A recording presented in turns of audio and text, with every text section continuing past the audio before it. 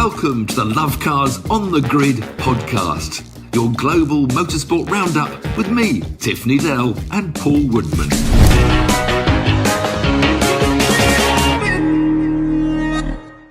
Welcome to Lovecars on the Grid, your global motorsport podcast. What a weekend from America. There was huge headlines all over USA for different reasons, from one extreme sport to another. Lando Norris finally gets his first Grand Prix win in Miami, and there was the closest ever NASCAR finish in Kansas. So it was all kicking off across the pond. Whilst back here, we had the Fanatec GT World Challenge Europe. That's his full title, believe it or not, which was at Brands Hatch, and also BSB, British Superbikes, at Oulton Park. But before we go on to talk about, well, the main headline is Lando Norris. What headlines have you got? I guess Adrian Newey is the big one, isn't it? He's confirmed that he's leaving. I can confidently say that he's going to Ferrari unless something happens. I know you've got this inside. You know, it's noted. It's noted. Paul Woodman seems to be on the know. But I mean, for once, Christian Horner came out, and Newey's just saying, well, yeah, fancy the change, But he did mention there's a bit of tension in the team and trying to move, but then Horner came out, was the most amazing. He should be a Prime Minister of Britain. Because they had all the Sky people lined up. And you saw this scene. They had Simon Lazenby, Martin Brundle, Danica Patrick, and Jenson Button, all four of them, all asked awkward questions. Danica saying, is this due to the disruption? And Horner just stands there completely blank and said, everything's wonderful. It's brilliant. The car's brilliant. We've been talking with, about Christian going, not Christian going, about Adrian going, but for years. Yeah, this has been coming up for years. Yes, he's deserved it. He's done everything and he should move. He's very happy. And Max loves the car. Everybody in the team loves Max and we're all lovely. Then he got hit with another hard question, about losing more staff and, there's nobody leaving. He was amazing.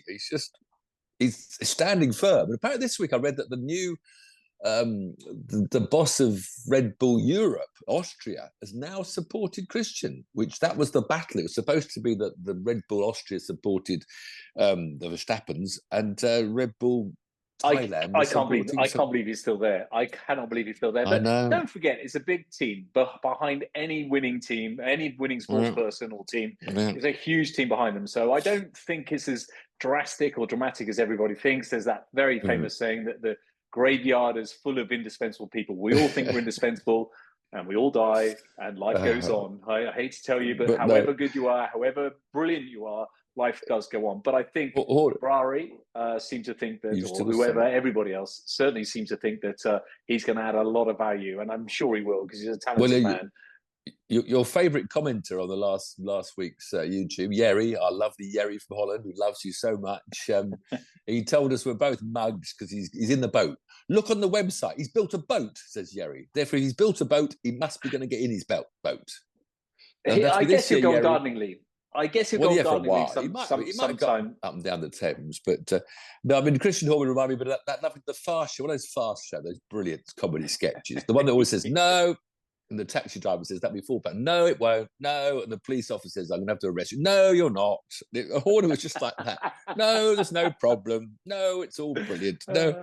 Oh, dear. But then, so that was a lot of fun and games. And then, of course, we had this Fernando Alonso episode. I'll just finish on that with Yari, because actually, Yari, I wasn't the biggest fan of Max. In fact, I was publicly not a fan at all. You know what? I am warming to that man so much, and we'll come on to a few of the things that he did at Miami. So, Yari, you might be eating your words soon, because from despising the guy, I actually really like the guy now. So, yes, and Fernando Alonso maybe accusing people of things that they have or haven't done. I can't believe it's not been more fuss about this. I mean, this being racist nowadays. I mean, you have to be so careful whatever you say. Like the Top Gear boys said, all the Mexicans are lazy. You can't characterise any nation anymore. And Alonso to say the stewards are biased against Spaniards is accusing the FIA. I'm not sure he's bringing the sport into disrepute. I'm amazed there's not been more comment. And Fernando, I'm not a fan of him in this way. He's the most brilliant racing driver and he's still producing the most amazing performance on the road. he's always neat. He always thinks he's the biggest story. He always thinks he's the god of Formula One. I think he's got two chips on his shoulders because he's only won the World Championship twice and everybody else has won it more. But he always likes to be the centre stage. And he's appealed everything that happens to him. Oh, they're wrong. I didn't brake test anyone. I didn't push anyone off. And he's just going on and on about it, which it just annoys me. And I think he needs to back away a bit. Fernando. Okay. Well, let's. I don't mind if we're categorised, if the British or English are categorised. Doesn't bother me. No, I don't mind it at all. People are so sensitive these days. But you're right. You can't do it these anymore. Days. Yeah. Okay. Let's get on to some proper news. Let's get on to Miami, baby. Grid walk. I made a little note of grid walk because I don't watch grid. Brilliant though Martin might be, they're still the same. And I can't be asked, to be honest, to watch the grid walk. Still part of the part of Formula One I'm not that bothered with. I want the racing. I love grid walks. But everyone made such a fuss that Miami was so funny last year. It was brilliant. So I thought, right, I'm going to watch the grid walk. It was the dullest 10 minutes of my life. Well, Tiff, I'll be honest with you, because you never watch it. I often he found you never watch it, and I always do. And actually, that was one of the dullest, if not the dullest ones ever, because there was so much anticipation of these megastars there, and it was awful. And he started at the back of the grid, and it was empty. That was the most surprising thing. There wasn't anybody there. Then he found this female singer, Camilla Cabello, which I'm not sure I've ever heard of. And they made a big fuss when he met Charlotte Tilbury, who apparently does cosmetics, which I also don't ever heard of. When Trump was there, wasn't there a big fuss about it? When people are upset on Twitter that Lando stood next to Trump and must apologise now for standing next to Trump because Trump's this horrendous person. So Twitter's full of that. But yeah, I thought you might find Trump. That would have been good.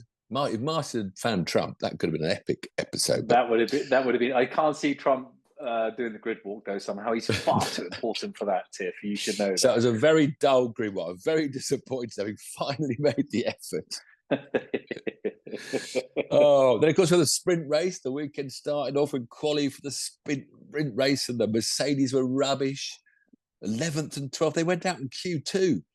And then sometimes in a session they're like third quickest, and then they can't get it together in different tyres. And Yuki Tsunoda went out in Q2 because he tried to do only one run. And then we had this sort of soft tyre only, didn't we, qualify? Which is quite, I like that sprint quali. And they've given up calling, what do they call it? Sprint something else. Well, we all know it's sprint quali, and they had a stupid name for it, sprint shootout or something. But all had to go on the reds for the final Q3. And, it was all a big thing because Lando's Q2 time on a medium tyres would be in pole position for the sprint race. Nobody went quicker all those red-tarred runs. And poor Lando dropped to 9th on the grid.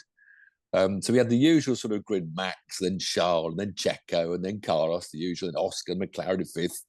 But then, hold on a minute, I've missed someone out. Who was that? 4th on the grid? I know, Daniel Ricciardo. Where did that come from? Where did it come from? I don't know. Well, it was this, which I quite liked, the lottery of only one shot on your soft tyres. Everyone makes a fuss. They hadn't had much testing because, of course, there'd been, it's the sprint race. There was only FP1. And there was Danny Rick on the second row of the grid, which was rather lovely. And then in turn 1, we then had another Spanish attack, didn't we? Another Hamilton attack. And again, Fernando said someone torpedoed me. It wasn't 100% Lewis's fault as much as I think everybody said, because Fernando got squeezed by Lance. Lance Stroll, who qualified ahead of him for the first, because Lance was 7th on the grid to Fernando's 8th. Fernando was having a bad weekend in general, apart from the stewards being racist against him. But it was slightly Lance squeezed in, and yes, then Lewis did come down and probably wouldn't have made the corner. But he might, if Alonso had been able to move left and give Hamilton a bit more room, they might have had quite a bit. I think Lance was already hitting Fernando before Hamilton hit Fernando. But anyway, that was the first corner chaos. And Max on that first lap that escaped and got out of DRS, and all the Ferrari people, Leclerc, before the race, he's got to stay within that 1 second in the first opening lap. Get the DRS every lap.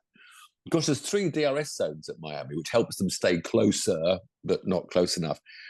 And this is the one big thing I was going to bring it up now rather than later, the Grand Prix and the sprint race. is I'm still confused by DRS when it works and it doesn't work. Because that huge long straight down to the final corner hairpin, they're sitting right behind it, and the flap opens and nothing happens.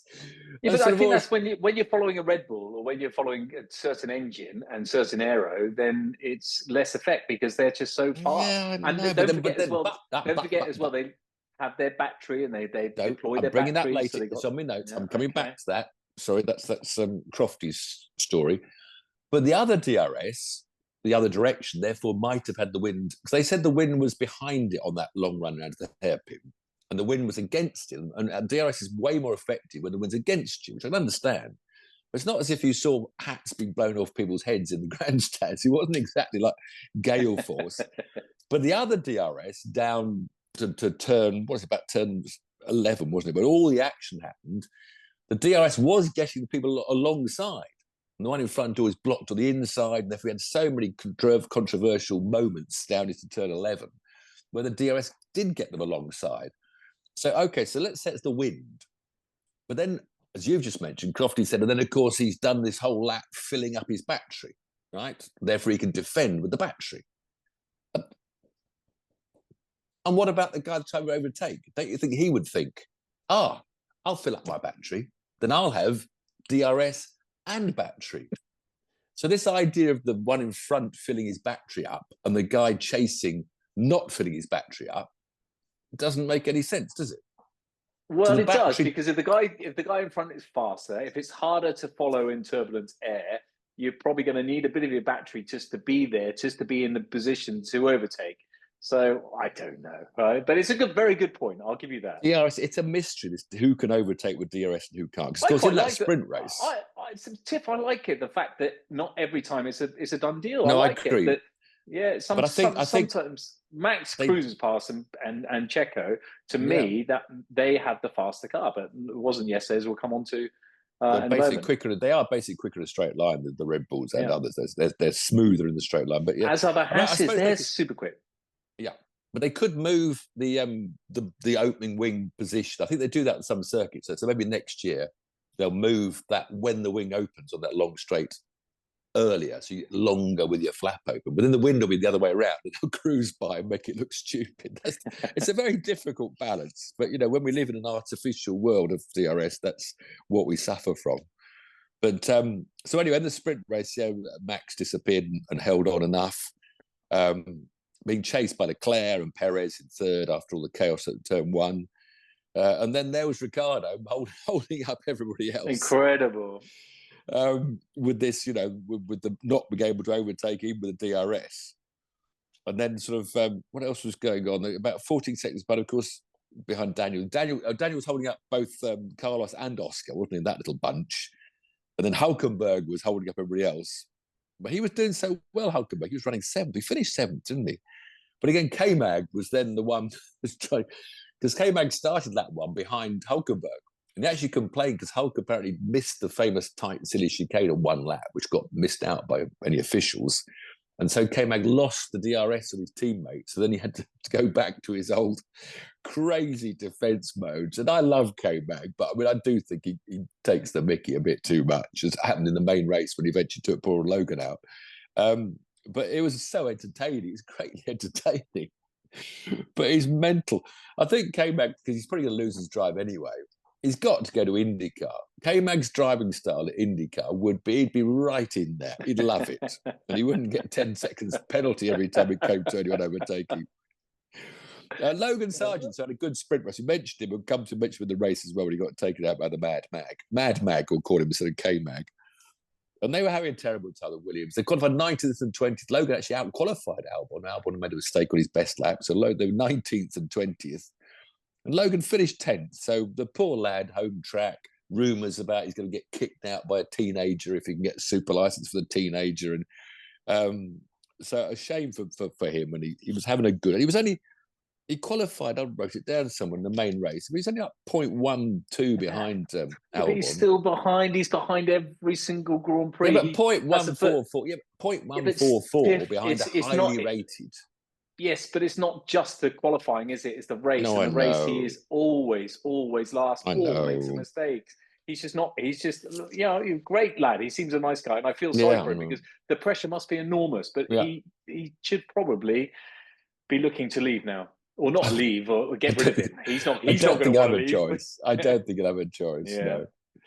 So that was a sprint, entertaining sprint. I mean, nobody overtook anybody up front, but just K-Mag causing chaos was the entertainment. I thought the sprint was quite dull. I thought the race, even without the safety car, the main race, was fan-bloody-tastic. I thought it was really entertaining. Nobody was really overtaking nobody. I mean, again, it was close. I thought they were quite... Yeah, but that's the great thing about it, because they were going for overtakes, like you were just saying about the DRS, going for overtakes, but they couldn't quite get past it, mate. But it was so close. Yeah. Even before the safety car came out, they were all close together. We thought Max was going to run away with it, like we do every week. He was several seconds in front, 3, 4, 5 seconds in front. But it was so exciting that behind him, the race behind. But it was more the race behind the race, wasn't it? It was more like 7th place onwards was the entertainment. Well, where there's no, who was going to finish second? You didn't know who was going to finish second before the safety car. No one knew who's going to be on the podium. But it was close. It was close. You didn't know whether it was going to be a Ferrari, a McLaren. Yeah, they were running in an exciting formation, maybe. And close together. They're all close together, because normally within 20 laps, there's a minute between. Yeah, they were close. Yeah. So who came up? I mean, just in quali, poor old Ricciardo went from hero to zero, didn't he? Qualified 18th, had penalties, started last. As I said, Sargent, the highlight, qualified 7th, but still 0.144 behind Albon. Didn't make out Q1. Q2, we had Stroll 11th, ahead of Alonso again. Both the qualifying sessions, Stroll out-qualified Alonso. So both Astons went out before Q3. I love that. I bet Stroll loved that. It was largely on that one. But the grid was terribly predictable, wasn't it? It was a Red Bull, 2 Ferraris, a Red Bull, because the second Red Bull was 0.293 slower. Then came the 2 McLarens, then came the 2 Mercedes, then came Hulkenberg and Yuki, who made out the top 10. So it was very much, again, goes with the form book. But of course, Checo made the start interesting.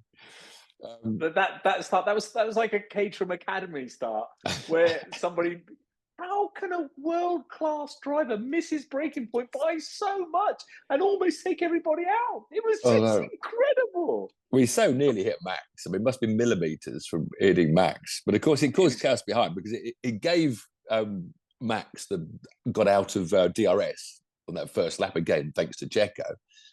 So that's it. Race is over. It'll be boring now. He's out of DRS. Max is going to cruise to another finish. But there was this bloke called Oscar Piastri who made the most of the shenanigans going on, because he qualified what? 1, 2, 3, 4, 5, 7th. No, 1, 2, 3, 4, 5, 7th. Yeah, he qualified 7th. And there he was in 3rd place, right behind Leclerc. Leclerc had made a good advance because Sainz had got pushed out more. So, and then we got Piastri overtaking the Ferrari. So we did have one proper overtake. Then it did settle down pretty much. You've got to admit, to Max safely up front from Oscar, holding off Leclerc. And then what was going on behind? And Perez, of course, who recovered. He was holding off. Who was he holding up? He was holding up Lando, wasn't it? It was Perez holding up Lando, because Lando got pushed wide. You had Carlos, you had Lewis, you had Lando. Yeah, they were there. They were there. Yeah. But it was going to just be a solid procession to the finish. Apart from K-Mag, of course, causing chaos behind. But then we had this wonderful moment with Carlos began complaining about he was quicker than Leclerc, Charles. I'm quicker. He had a bad day, Carlos, because he moaned like mad about that. And then when the others pitted, then Lando, once he got past Perez, was catching Sainz. Genuinely, 0.3 a lap, which is very impressive. Big hauling in Sainz. Meanwhile, Max then hit the bollard, which after the race, I mean, Max never mentioned a big problem with the car, but they're saying it damaged the floor, and that's why he had no problems after the flag. The bollard probably didn't, but if you saw it in slow mo, there was a huge crash when it came. They're so stiff. Whenever they're so stiff. I suppose Max didn't mention that because it was his error. So Max made an error under pressure. I mean, all week, even the sprint race, he said the car was moving a lot. I got to correct you there, because he did mention it, and he was so funny because he said, somebody said about the bollard, and he said, oh yeah, I was testing the durability of our front wing and wanted to see how it was, and it passed the test. So I was really pleased that it passed the test. No, but he didn't say the damage had come from that. He didn't ever say there was damage to the car. It was only after the race that Red Bull sort of says there was.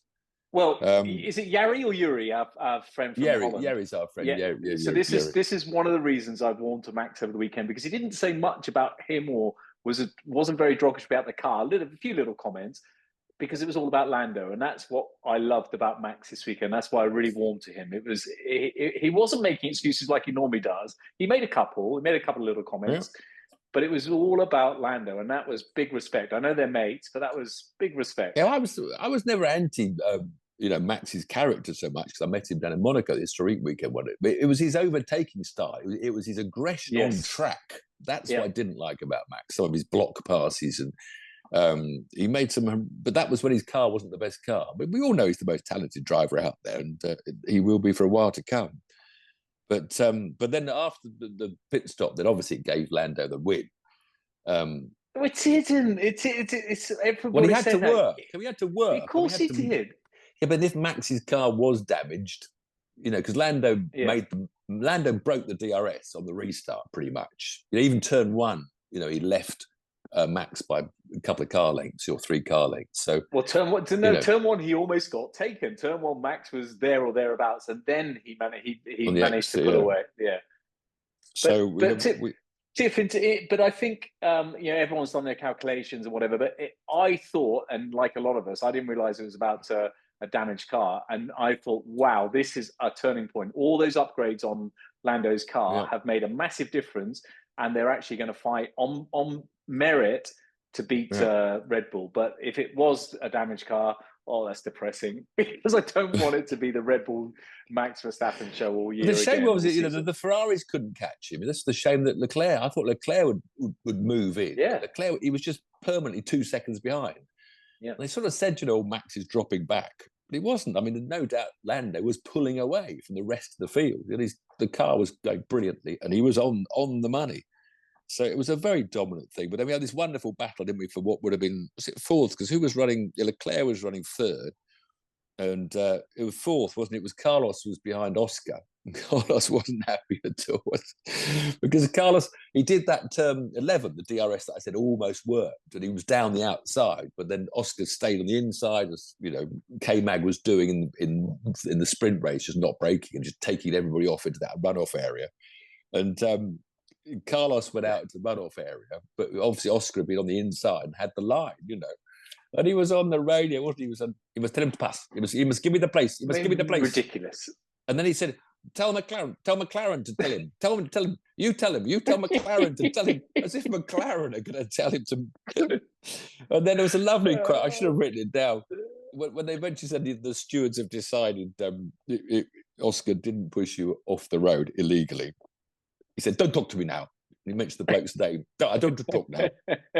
It's a racist. I'm surprised he didn't pull on Alonso's team. Those stewards are anti-Spanish. And of course, later Piastri did nothing wrong whatsoever in terms of that part. And then, of course, they had the coming together. Well, yeah. Then Carlos just made a desperate lunge. And Oscar gave plenty of room, but you could hear the rear wheels locking up on the Ferrari, and he clobbered, which he then got another 10-second penalty at the end of the race, which dropped him from fourth down to sixth or something. He gave Perez fourth place in the end. Why were the Ferraris in blue? Well, it's the North American Narch, the famous. If you see sometimes the Goodwood, the GTO Ferrari, some of the red Ferraris have blue noses around the front, and it's a North American racing team, Narch, the famous North American team. 70-year anniversary, and so the story was, the reason they're not in red and in blue is because Enzo Ferrari was in a strop, so he left and threw out his toys, and they had blue instead of red. So that was the story. Actually, the Grand Prix, I meant to look up. They're white. John Surtees won the Mexican Grand Prix in a white Ferrari, which I think again he was refusing to enter Ferraris because they weren't paying enough start money. Enzo was always a bit like that. He was always wanting more money for his Ferraris.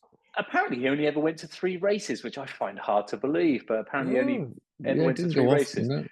And wonderful the 250 GTO you see at Silverstone at Goodwood with that blue on the front is Bamford's. One of his, I think he's got 2 or 3, hasn't he? About 50 million quid each. Bloody hell!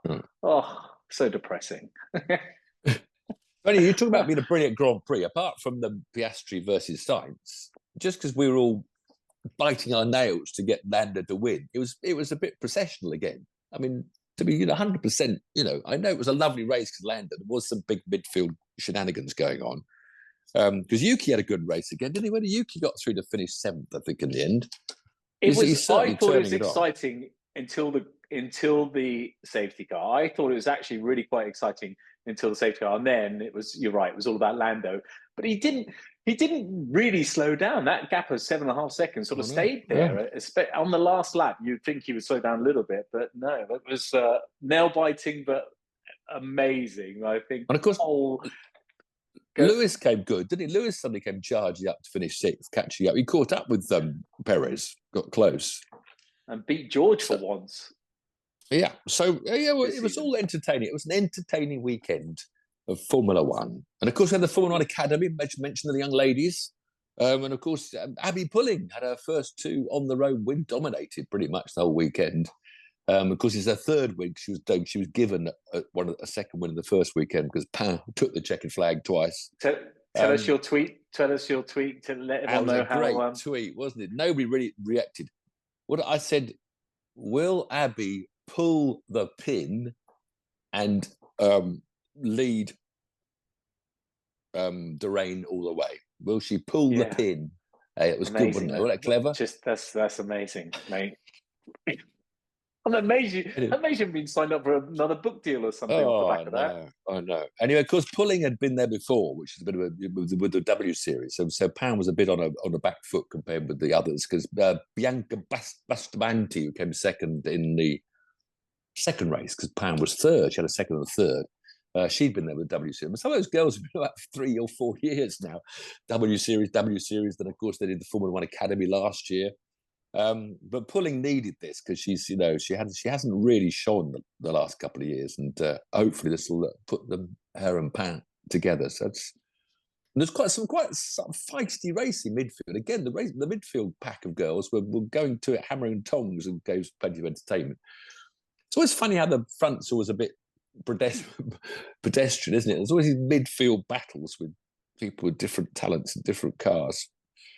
So, Formula One Academy was good. No, it's just a shame, really. I mustn't say this because it's always a bit bitching, but they always hype everything up so much in the world of motorsport now, don't they? And they've said it for ages with the W Series and the Formula One Academy. They say, women racing in front of 150,000 people, a huge crowd, And when the girls, it's just like Formula 3 or Formula 2 at Silverstone in the morning, No, they're not, The grandstands were so empty, these little Formula 4 cars going around. So it's all hype. It was the same on the BBC app today. This morning I was looking at the BBC Sport app, and it had It had 2 women's football headlines, some other stuff like snooker and whatever, and then underneath 5 headlines was Lando Norris wins his first Grand Prix.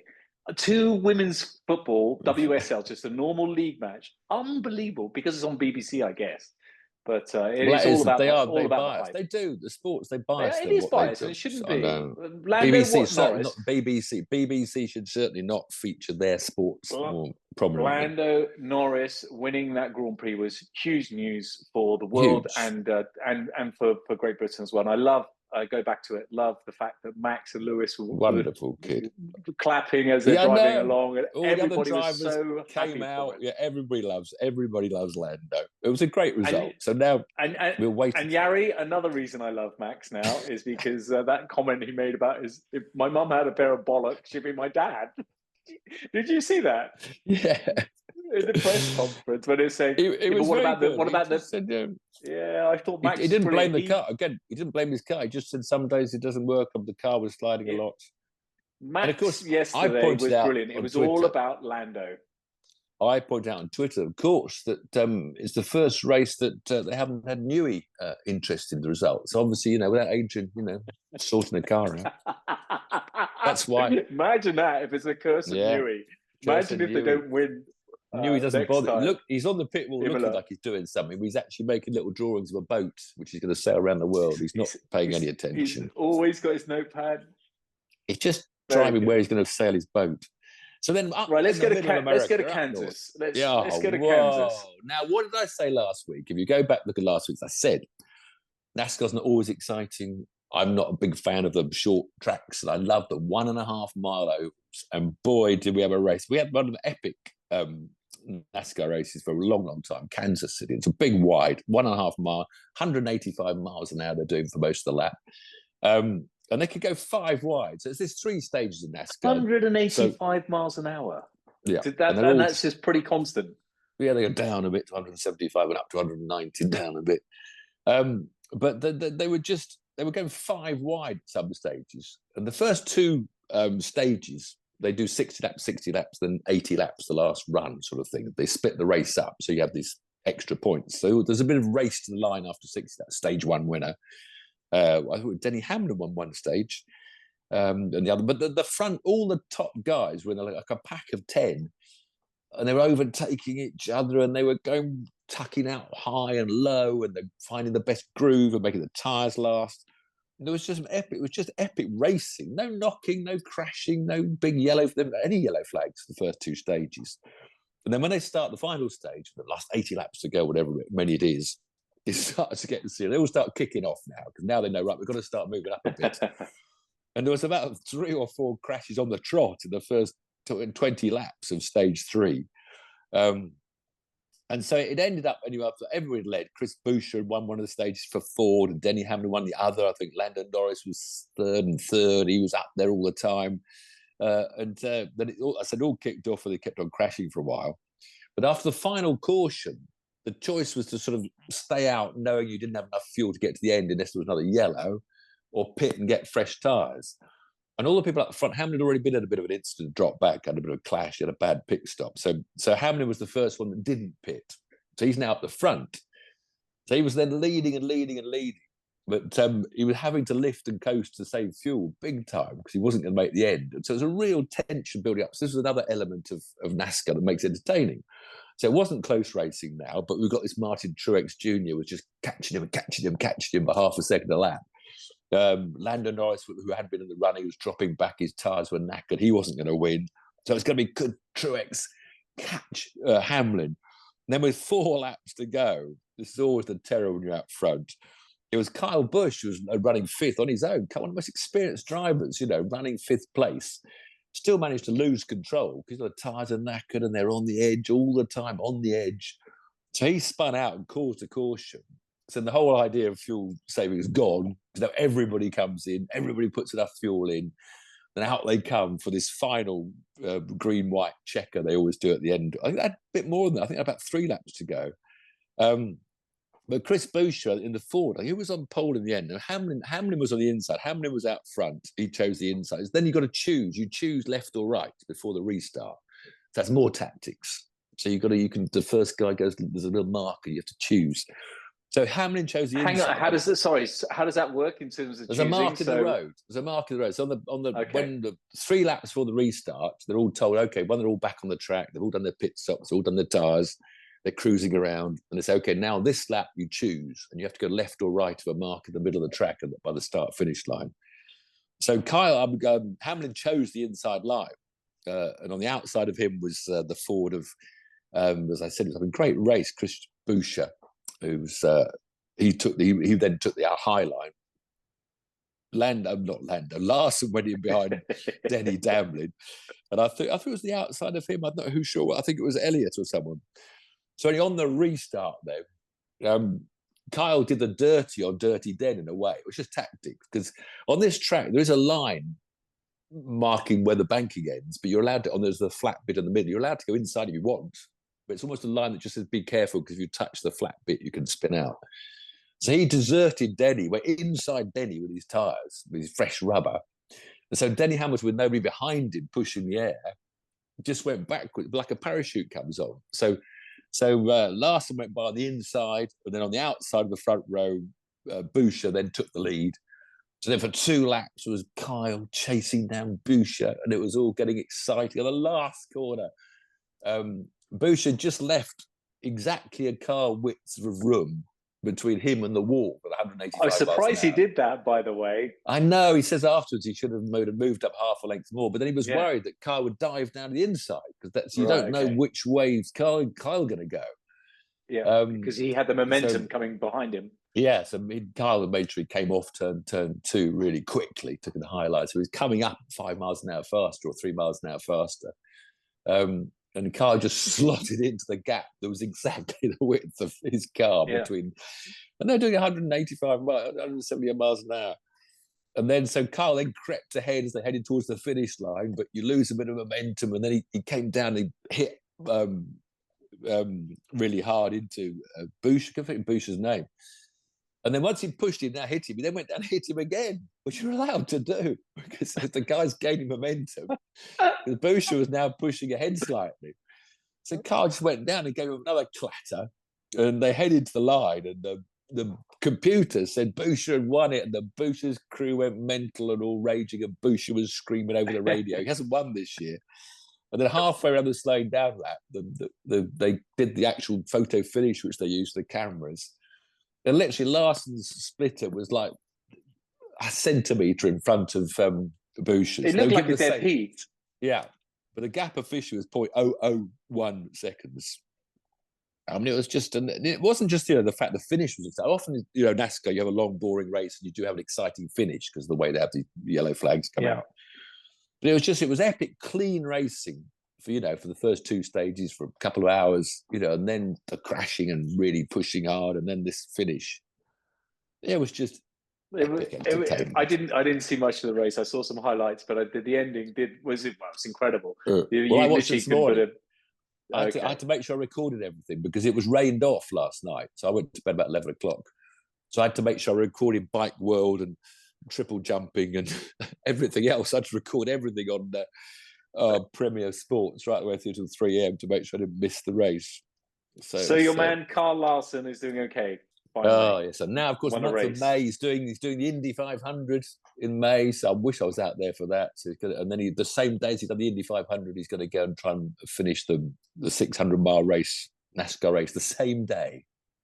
That's at the end of May. They've got another race. There's a couple of races before that happens, but yeah, it was racing. Good stuff. Right, more racing. Brands Hatch, the 4GP circuit. Very nice. Back home to 2 of the best tracks in Britain, the most picturesque, flowing, old-fashioned races. Brands Hatch Grand Prix circuit, Oulton Park.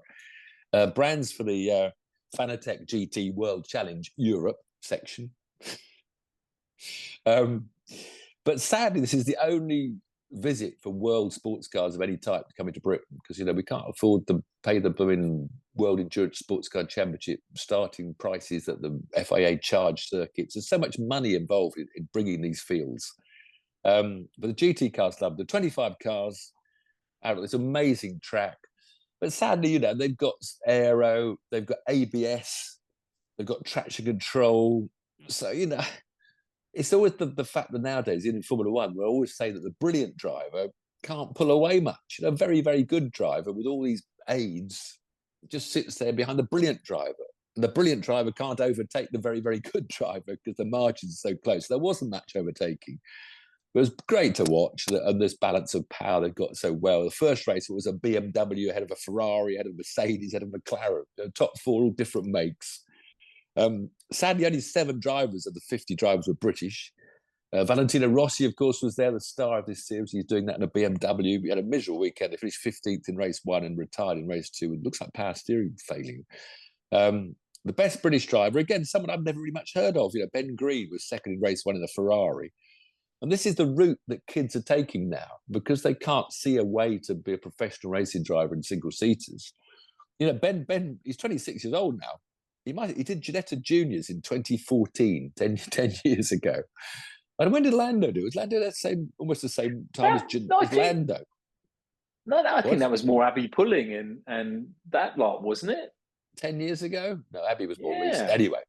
So he did. No, she wasn't because she was with Nick. She was with Nick Ponting, our Nick from the show. So she was. Remember.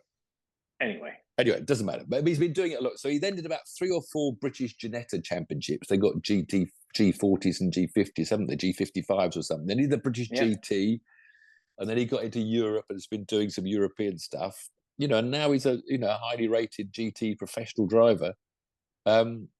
And came second overall. Of course, there's 3 classes. There's always actually 3 races. So there's a bit more excitement because there's the Pro-Am, there's a Pro class, and the Gold class, the Silver class, depending on how qualified your drivers are. So there are more amateur drivers in the Silver category. In fact, I think it was a win in race 2. Yeah, Tom Fleming was one of the team that won the Silver category in his Ferrari, age 21, racing a Ferrari. So, but this is where they go. But it wasn't amazing amount of overtaking, but a huge spectacle of those wonderful variety of cars, battling around that fabulous circuit in the sunshine. A good crowd turned up too. And it's such a good place. It's such a good place to watch motorsport. It's got to be the best place ever, hasn't it? Because you see so much of the track. And you can wander around. You won't have these races, but then there is short races. This is what they call the sprint racing, because they have the longer races, of course, the enduro races. There were 2 one-hour races in the one day, so great entertainment. I'm not sure what the sport races. I'm sure that's went on. And then but on the what was it, the Sunday and the Monday, was it? They raced. We just finished watching the last race of British Superbikes, a fabulous race. They were up there racing yesterday and today around this fabulous circuit at Oulton Park. It was great racing. A quick moment for Rory Skinner, who we featured last year, as we always follow MotoGP drivers. He was doing the Moto2 last year, struggling at the back, trying to make his way into MotoGP. It's so hard to adapt and leave Superbikes. But he's back doing Superbikes. But he had this crash in the warm-up this morning at Island Corner. That's fast, about 160 miles an hour on a bike, almost flat out. And he had this horrendous, and his helmet came off. There was this film, and he had this tumbling fall. He was knocked unconscious. Of course, everyone was terrified and feared for the worst. But he came round back in the paddock hospital. But he was actually sent to a proper hospital for scans. He was back at the track later on, being interviewed. Incredibly lucky. So everyone was so glad to see Rory Skinner survive that with the helmet coming off. But yesterday, they had the first race yesterday, and we might miss the beer monster Ducatis, but they've been born again now as the Hager Ducati, same team. But then they're down to only 1 rider now. Used to be 2 riders last year. And of course, it was Tommy Bridewell who won the championship by about half a point. It was so tight, wasn't it, from Glenn Irwin? But Bridewell's the one that's left and gone to Honda. So Glenn Irwin back on form. He won all 3 races. Had a great weekend for the Hager Ducatis. Christian Edam had a second and a third and a second. Led a lot of the last race, the one I've just watched, on a Ducati. So he had a good run. But Tommy Bridewell, the guy that's the reigning champion on his getting used to his Honda, he came second in the second race, the sprint race this morning. And then Ryan Vickers took the 3rd spot this afternoon in his Yamaha. Coming from a big gap behind. The lead 3 was out front as a bunch, and Vickers closed up and took that 3rd place off of Danny Kent. I would not want to ride a bike around Oulton Park. I got to be honest with you, Tiff. Brave boys. So Abby Pulling was in Ginetta Juniors in 2018. And 18. So Ben was. When was Lando there? 2014 with Ben, so you were spot on. Oh, well, same year. Well, there you go. Good. So one comes second in the GT race, and his mate from juniors came first in the Grand Prix. But yeah, I wonder if they are mates. I wonder if they're mates, if they text each other. I guess Lando's too much of a big deal these days, but yeah, who knows? I've had my leg up. I've had my leg up all weekend because I had my knee operated on last Friday, so which all went well. It was just flushing out all the rubbish in my left knee. So I've had a good time sitting with my legs up, feet up, watching some great entertainment. Any excuse to watch motorsport? Those catering things of yours. What, didn't they go off to Holland and have a bit of a weekend party? I'm surprised you weren't there. I can't afford it. It's simple as that. I genuinely can't afford it. But I would have loved to afford keeping up with drinking with those catering boys. That's why it's the party money. It's a problem. Yeah, it's the beer money in the evening. So over 100 cars, I think 115 cars went to Zandvoort, and they had an amazing time. Get this for a statistic. So I know the NASCAR was incredibly close in terms of the finish. So 11 races over the weekend, over Saturday and Sunday. 11 races. The total time combined for all 11 races between first and second place was under 7/10 of a second, 0.693 seconds. Isn't that incredible for 11 races? Well, That's how divided by close 11. it is. Oh, tell Crofty. Divide by You've got 11. to send that to Crofty. Crofty will love that. He'll get that in the next Grand Prix. 0.063 seconds on average per race. So 0.006 of a second per race on average, first and second place. Because what happens is at Zandvoort, like a lot of circuits, but you've got quite a long run. You've got quite a long run to the finish line. So people that were in the lead were just getting pipped. It was sort of 70% getting overtaken on the line. They all try not to lead. It's the old-fashioned Formula Ford thing. And don't lead onto the straight last lap. The famous. Exactly, but it's easier said than done when you get mugged by 20 other caterers that are right behind you. But brilliant. Lots of the usual suspects. Ben Timmons in the 270s, which is where I'm racing. He seems like he's some sort of real talent. He's like the Max Verstappen of Caterham. Sadly for me, because we're going to be there in Silverstone on their next race. So 15th and 16th of June. So yeah, I don't know where I'm going to be, because the guys that I was racing against a couple of years ago, they're all sort of mid-pack and all over the place. So it's yeah. Do you get a test? Do you get a test before? How much running do you get? Well, I haven't driven a Caterham since I left 18 months ago. So I haven't driven a Caterham. Grand Prix track test and no Grand Prix circuit I'm gonna. Yeah, but get this. So the Friday testing, Silverstone is such buggers. The Friday testing, it's like 400 quid, and you get 2 20-minute sessions. So you get one red flag on that, and you just wasted 400 quid. But I've got to do a day's testing, so I'm going to try and get Thursday as well. But we'll see. But it is what it is. I'm just going out for a bit of fun. We're filming, as you know, so it should be a bit of fun. I'll be cheering you on. God, last time you cheered me on, I crashed. Last time I cheered you on, yes. I was No, I mean, last time Silverstone Grand Prix circuit, you also had a small run in. Yeah, that's true, actually. You don't bring me much luck, do you? When you weren't Maybe there. I shouldn't come. But we look forward to that. The Caterhams will be... What else is on that weekend? Is that big weekend for June, mid-June? There might be a Grand Prix. There often is, because you often sneak into the BRDC and watch a Grand Prix. I remember from previous years, but I don't know. I'll find out. What's on next week? It's Le Mans weekend. I knew it clashed with something. It clashed with Le Mans. Well, next weekend, we're back to massive racing. We only had the 4 meetings, the 2 in America and 2 in Britain we've talked about for too long already, keeping you up, you lot. But next week, I'll have to talk less about each race because there's so much going on. Where are we now? Because we got the main thing, the IndyCars. It's the Indy NXT, which is, of course, Jemmy Chadwick. Hope she has to go better. She's going better. She's going well. No, I'm reading the wrong place. It's the Indy Road Course. It's the road course. They have this doubleheader in May because they do the Indy Road Course, then they do the Indy 500 2 weeks later. So they're the Indy Road Course. The World Endurance Championship at Spa. I'd love to be there. That's such a spectacular place for those world sports cars to be racing around. The IMSA sports cars are also racing, so we get Laguna Seca, the same hypercars. The World Rally Championship is going around Portugal, so hopefully Elfyn Evans can maybe catch Thierry Neuville, and it's going to be a tight fight there for the World Rally Championship. Speaking of which, my mate Seb, who I had dinner with last week, Sebastian Ogier, he got knighted last week, or the French equivalent of being knighted. So congratulations to him. He's a very humble guy, I have to say. In France, talking of France, a great place to go for bikers to watch the French Grand Prix. Stupid track. I've raced around it in that Euro NASCAR. It's that Bugatti circuit at Le Mans. And it's a rubbish. There'll be so many folding front ends of the poor old Moto G 2, 3s and 1s.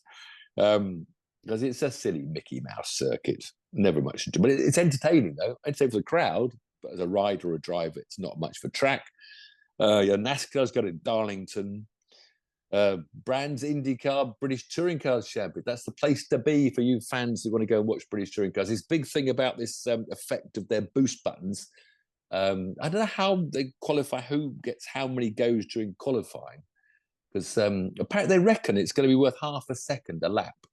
So you could have, and normally half a second covers the whole field in BTCC. Yeah. So it's going to be interesting to see how the boost works. They've got to run 2 different tyres in the races. So lots of more fun factors bringing back to touring cars to get a bit more overtaking, a bit more different people winning. You probably really ought to be in Monaco anyway. Forget everywhere else I've just mentioned. Forget World Sports Cars. Forget everything else, because Monaco Historique is down in Monaco, obviously, this weekend. All the Formula One cars with their V12 engines and the sound rattling off the... Oh, that is a wonderful enthusiast trip if you go down to the Monaco Historique. And then if you can really be bothered, you go to Berlin, where those Formula E's... Around the streets of Berlin. Oh, no, wait a minute. It's not actually the streets or the city centre, is it? It's the apron of an airfield with a sort of track laid out. I'll nominate you for the next Formula E trip, Tiff. I've had my fill. Of everything I've read out, there is nowhere that would come behind a Formula E in Berlin's airfield. Nothing. Yeah. I mean, good for Jaguar, and to be actually sitting on their boat drinking their champagne when they got a 1-2, fantastic. Couldn't have been better. But there you go. Thanks for joining. We'll see you next week. Lots to talk about. See you then. Hope your leg's better so you can play some golf this week. Well done, Lando. Well done, Lando. Well done, Lando. What a great story. Cheers.